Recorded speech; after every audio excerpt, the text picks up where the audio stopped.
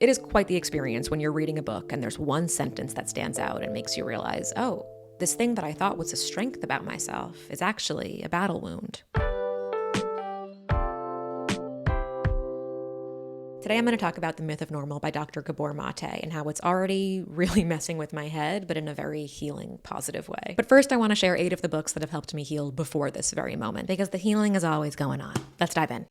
So book number 1 is A Visit from the Goon Squad by Jennifer Egan. In college, this book was my fucking anthem. And it was right when I started taking creative writing classes, and I tried to write like Jennifer Egan in this book for a long time, which I think all writers and all artists do while they're trying to find their voice.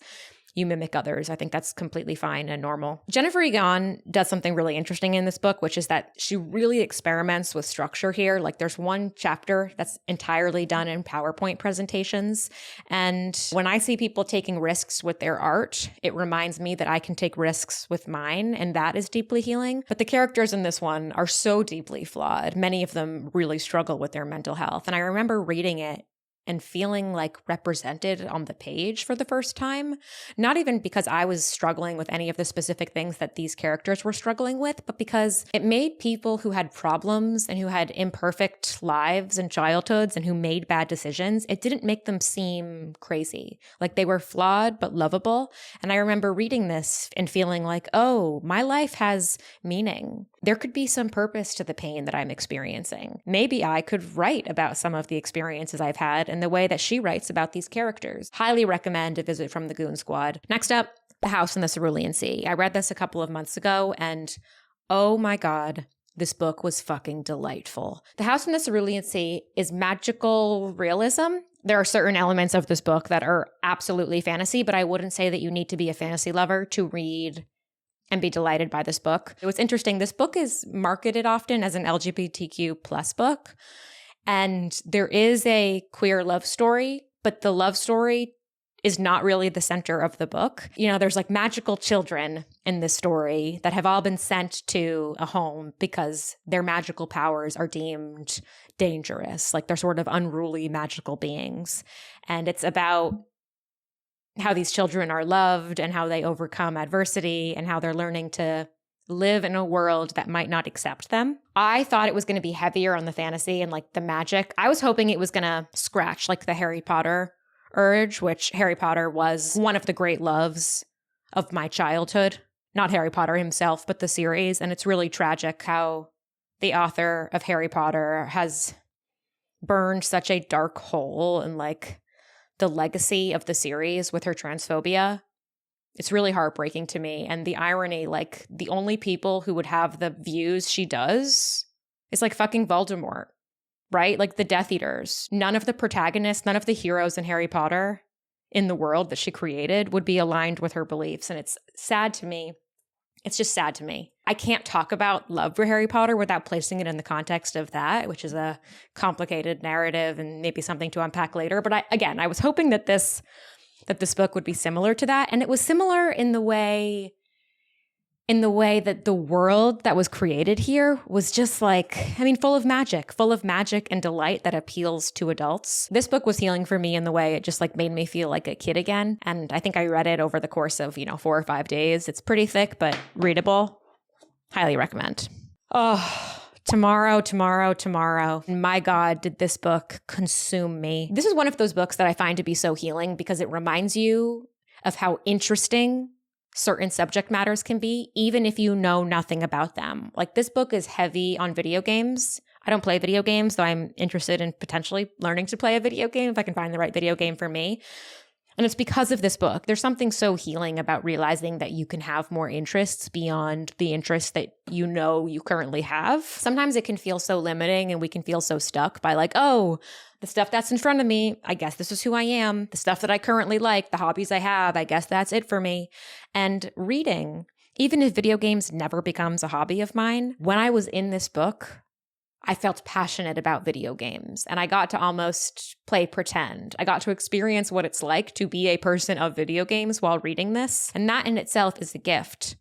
And it's especially a gift when you're having a hard time, with your current life, with your current situation, being able to like tap out for a minute into a book has been so important for me. This book documents a painful and intense and deeply loving friendship, but deeply complicated friendship. And I read this very, very quickly. The end absolutely shattered me. I thought this book was brilliant. Oh, the final novel that I'm going to show you is Commonwealth by Ann Patchett. It's not typically the first Ann Patchett book that I recommend to people who are new to Ann Patchett. I probably would recommend Dutch House maybe first. Dutch House might be not the easiest read, but maybe the most mainstream, which sometimes is an easier way to get into an author. Commonwealth is the story of 6 children who one summer there's a very tragic accident, and you know about the accident sort of as soon as the book begins. You don't know the details, but you know that it's happened. And it charts the relationship between these siblings and what happens after the accident and how their lives unfurl. And it's a 9-chapter book, but the chapters are quite long. And we have the different perspectives of different characters and the different lives that they found them in. And each of these siblings' lives is quite fascinating. This book was healing to me because it showed a complex family dynamic that was deeply fucked up and deeply flawed and deeply sad, but not broken. I read this book for the first time maybe 3 years ago, and I wish that I had read this book when my parents were going through their divorce. Some of it probably would have gone over my head. You know, I was so young then. I was 12. But I know that I would have felt so seen by some of the divorce storylines that are here. There was just something so healing about reading about a family that, I don't know, had fucking gone through it. And I think that the term like broken, we describe families of divorce or where there's been a separation because of something versus the death. Like we often describe those as broken. And sometimes that language resonates because something is broken when a family the initial family unit is separated by divorce or incarceration or abandonment.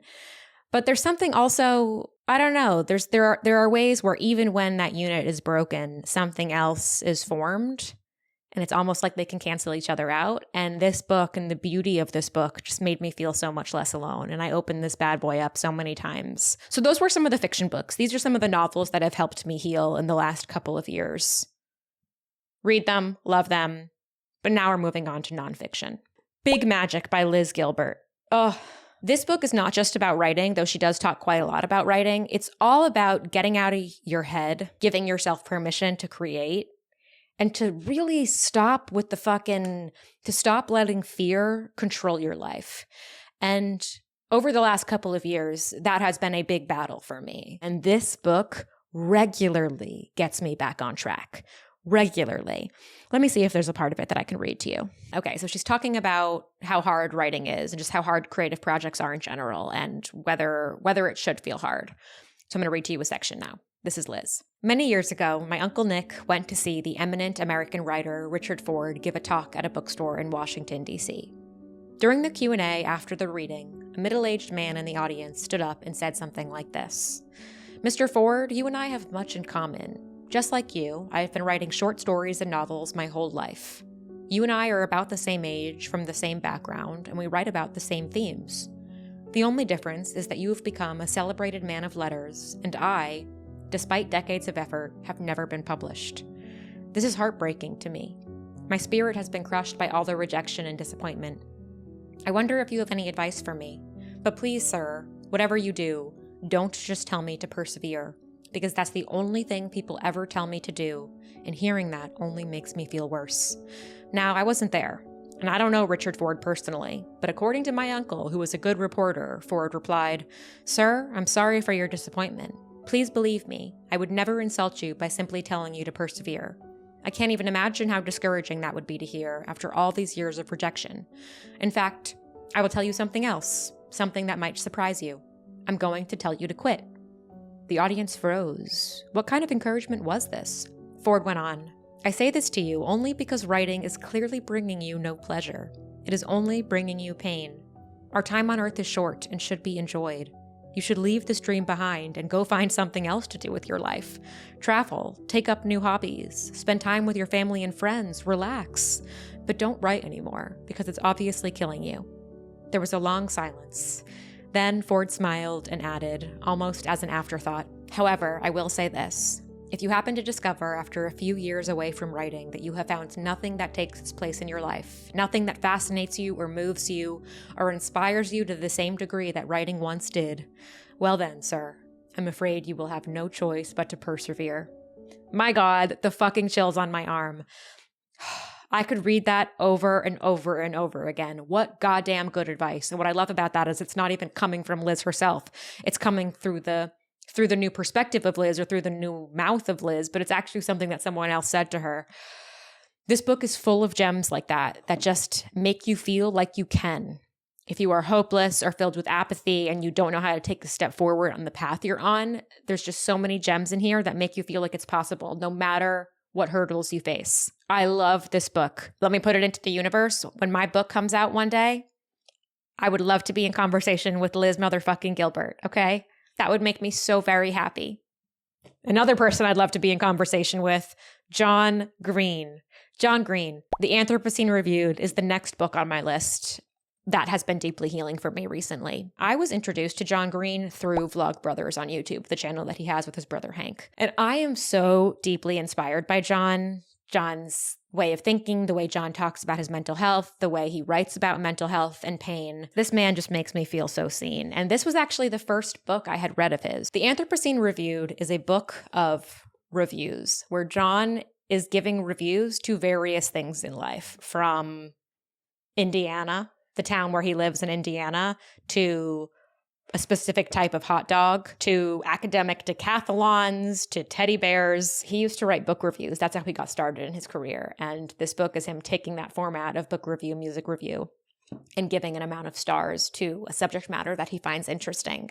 And the essays are just, they're reflections on life and love and heartbreak and depression and pain. And I know I said it once, but the way John Green writes about psychic pain, to me, no one does it better. No one does it better. And when I was struggling, when I read this last March, and I was really having a hard time getting out of bed, instead of getting out of bed and beginning my day, I would get out of bed and allow myself to read a chapter of this book. Like, my morning routine became wake up, make coffee, head right to the couch to read a chapter of John Green by The Anthropocene Reviewed. I think I made a short vlog about it, actually, with some more detailed thoughts about my favorite chapters. And I couldn't recommend this more. This book will always have a special place in my heart because of how it literally got me out of bed in the morning. The next book that I want to talk about is The New Happy by Stephanie Harrison. So Stephanie is one of my most cherished friends. She was on the podcast over a year ago.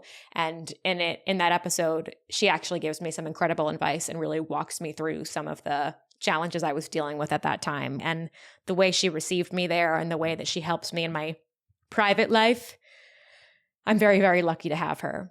But so much of what she provides in our friendship, the gems and the wisdom she provides in our one-on-one conversations, so much of it is distilled in this book. New Happy is a whole philosophy that she developed about how we can all feel happier. And the number one premise in here is that what's standing in the way of new happy is something called old happy. And that is how we have all been brainwashed, honestly, into living. Old happy is run by capitalism and individualism, and it's what tells us that we will only be happy if we have more, if we are better. And I find myself falling into old happy constantly. And even she does. We have conversations about this all the time. Like, even though she's developed this philosophy to help us be happier, it's still very challenging to separate ourselves from old happy. I find myself opening this all of the time, particularly when I'm struggling with my obsession with extrinsic and external goals.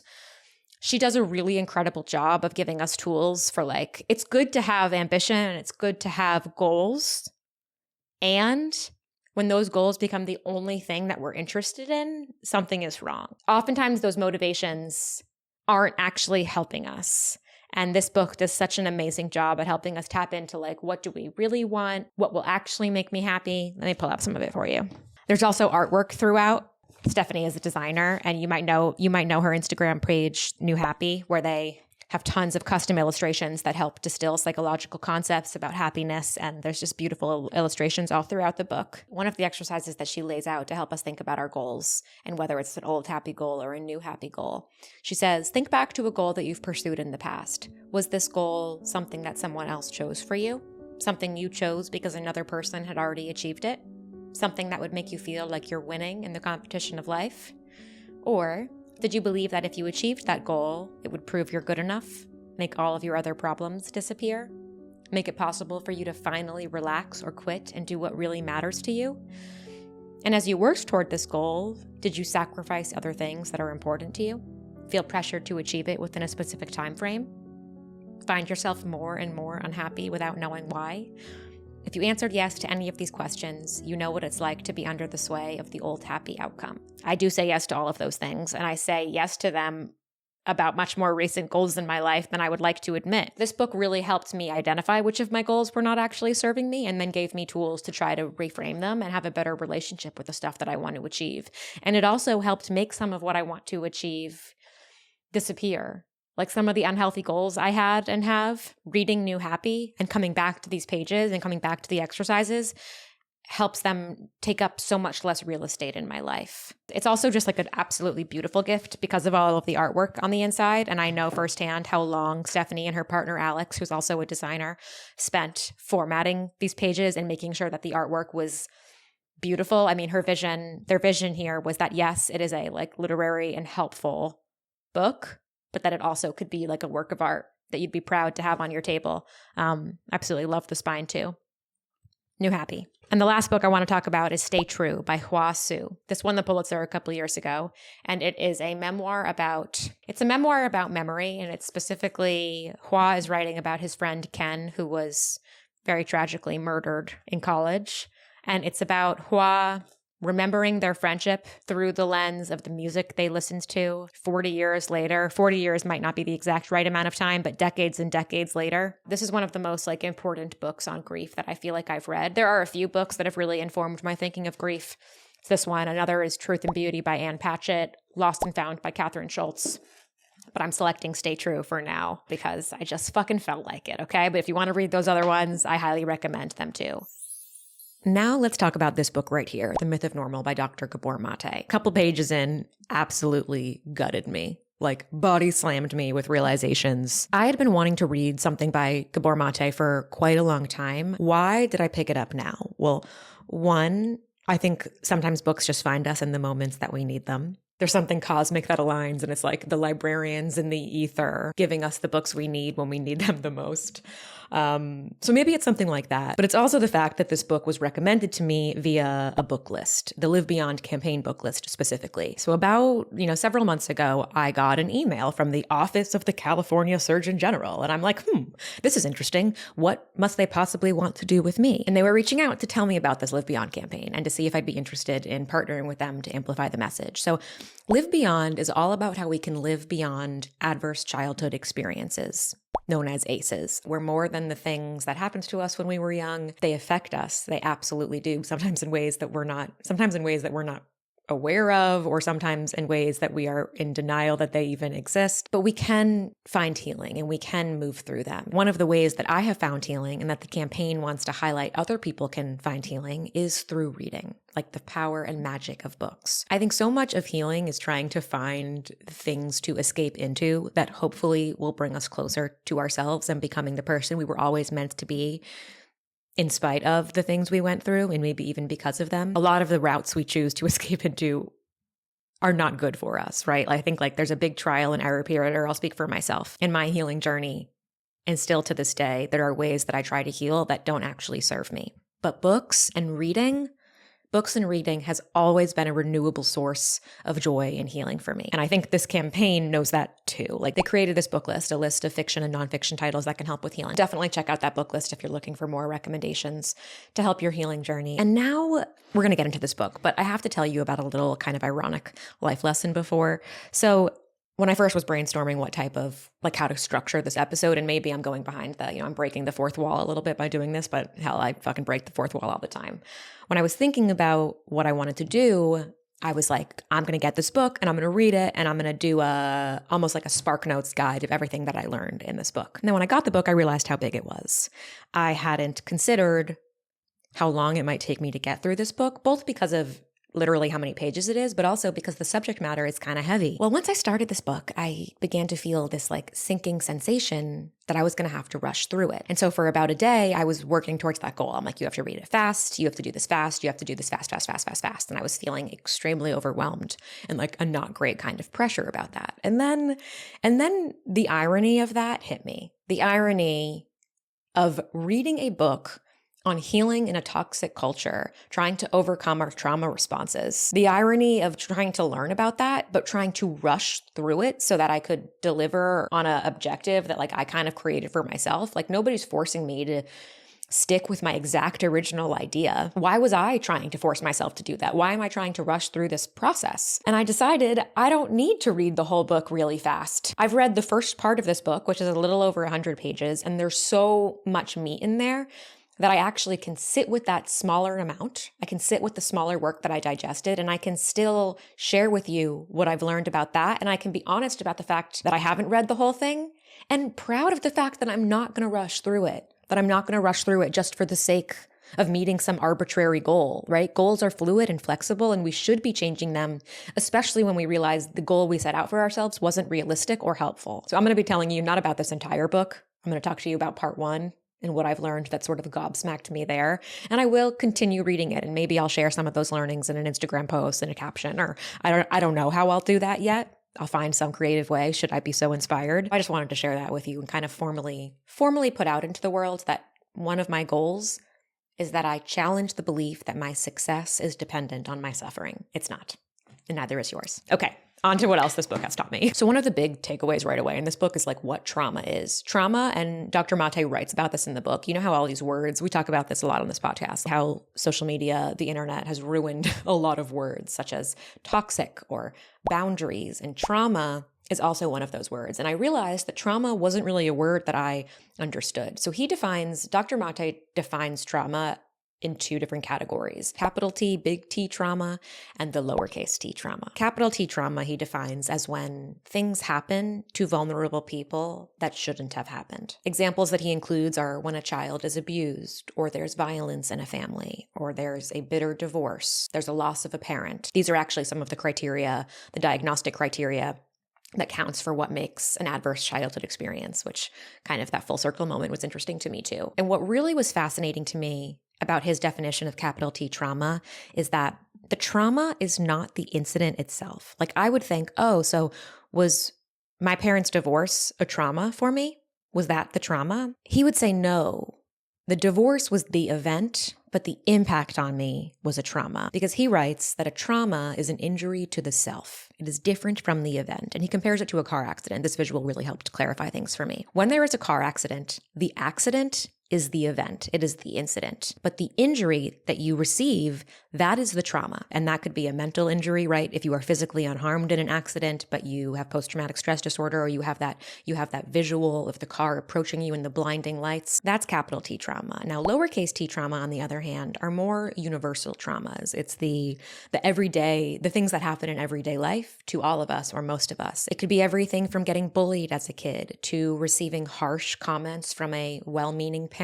It could even be, and I really appreciated his inclusion of this, like the lack, let's say you're a really sensitive kid, it could be the lack of having deep emotional connections with others, right? Like your sensitivity not being matched at the same depths by the people in your life. That could be a lowercase t trauma. He wrote, and this made me tear up when I first read it, children can be wounded not just by bad things happening, but by good things not happening. And I don't know, when I read that, it immediately made me think of all of the grief I hold about things that I wanted to happen or things I wanted to experience that didn't happen. And it made me feel very seen and validated reading that. And I hope that while I'm saying it to you, that the same type of experience, that if there are things, if you're like, nothing bad has ever happened, but I feel like I've missed out on a lot of really good things that it seems like other people have had in their families, in their relationships, lowercase t trauma, baby, claim it. And the differentiation between the capital T trauma and the lowercase t trauma is not to assert that one is better or worse. Like we should not, and he actually has a whole section about this, like we should not be using our traumas to like one up each other or to assume that we are so different. Like it's not useful for a person who's experienced a capital T trauma to be like, you'll never understand my pain because you've only experienced lowercase t trauma. No, those types of attitudes just do further to isolate and separate us. There is a real difference, though, in how the two different types of traumas affect people's lives and functioning in the long term. But there is overlap in that both traumas represent some sort of injury to self and a fracturing of the way we see the world. And that really clarified things to me. A trauma, big T or small t, is an experience that breaks you a little bit. It changes the way you see things. Maybe at first in a really big way, but then the way we're looking at the world now becomes so normalized to us. It becomes so normal, and it starts to shape all of our interactions, all of our viewpoints in ways, and we don't even notice that it's happening. It's sort of like when you live with something. I'm thinking about my puppy, Frances, and I'm looking at pictures of her a month ago, and I'm like, wow, she's grown so much. She was so small then. How have I not noticed her growth every day? Well, I haven't noticed her growth because I'm living with her. And when we live with something for so long inside of us, or it's outside of us, next to us, it's hard to notice the small incremental changes. It's hard to notice how something that was once like a fleeting belief or something that we thought was going to be momentary suddenly feels so embedded in our DNA. Like, whoa, when did I get this way? Speaking of things becoming part of us without realizing it, there was one line in here that really fucked me up. Where is it? Okay, ready? Ready for this? It is sobering to realize that who we take ourselves to be and the ways we habitually act, including many of our seeming strengths, are often in part the wages of traumatic loss. Oh my God, you're telling me that some of the things that I think I'm really good at, some of the things that I think are my best, most resilient qualities are actually, in fact, battle wounds? There's always one line in a book that sort of snaps you out of the world of the text for a moment and makes you realize like, oh shit, I'm about to be changed here. This person is speaking directly to me. Even though I know they're talking to everybody and other people are likely having this experience in different sentences, there's always that one moment, that eureka moment. And what I also thought here was how reading for me is such a good companion to healing and therapy. Sometimes I'm not ready to face something in therapy because it feels so personal to me. I might literally be taking it personally. That's a big piece of it. Sometimes I'm not ready to go into things because I'm taking it too personal. I'm not ready to go there yet. Something about seeing yourself in a book in kind of an accusatory way, or it's not really accusatory, that's too negative, but like when the writer isn't actually talking directly to you, we can see ourselves in something and reflect on ourselves without taking it too personally because we know they're not actually talking to us. At least that's my experience. When I feel called out by something in a book, I don't get defensive. I actually feel called in. I feel called in and I'm able to actually think about, oh, interesting. Does this apply to me? And now, I'm going to therapy later today. I'm going to bring this up. I wonder if people have that experience listening to my advice column sometimes. I think probably people have both sides of the experience. Maybe you see yourself, and because I'm not actually talking about you, you are able to be called in. But on the other side, people have reactions sometimes where they do feel like I'm talking directly to them, and maybe they're not ready to hear it and they don't feel called in at all. Instead, they feel called out, which sometimes elicits angry responses. But one of the things this book also does is dive into the connection between personality traits, trauma, and chronic illness in general, and disease. This is something I need to really, really sit with. He cites a lot of really fascinating research studies throughout the book, and admittedly, research is hard for me. It's hard for me to process sometimes, and I wanted to maybe include some of them, but I'm not sure that I can articulate them well enough. So maybe that's just me being self-conscious, but I want to sit with those a little bit longer. But there are really fascinating and well written. So it's not just like, oh, reading a research study. Like his narrative, Dr. Maté really has a good grasp on narrative storytelling. Something that did fascinate me that I do want to share with you is that his research is that he sees that there are certain personality traits that are often coming up with people who have chronic illness. Let me say that again. There are certain personality traits, features that people with chronic illness tend to have. And his argument throughout this book, which he cites through tons of research and science and his medical experience, is that a lot of these traits link back to trauma and self-suppression or repression. So I want to read them to you, okay? And let me know if you see yourself in any of these traits. So one of them is an automatic and compulsive concern for the emotional needs of others while ignoring one's own. I don't know if I'd say it that harsh, but I do see myself a little bit in that one. Okay. Rigid identification with social role, duty, and responsibility. I don't think I have too much of that one. I don't think too much about my responsibility at all, which maybe actually is a different type of coping mechanism. But I'm gonna say I don't have that one. Overdriven. Oh no. Externally focused, multitasking, hyper responsibility. Oh shit. Based on the conviction that one must justify one's existence by doing and giving. Oh, it me. Repression of healthy, self-protective aggression and anger. I don't know.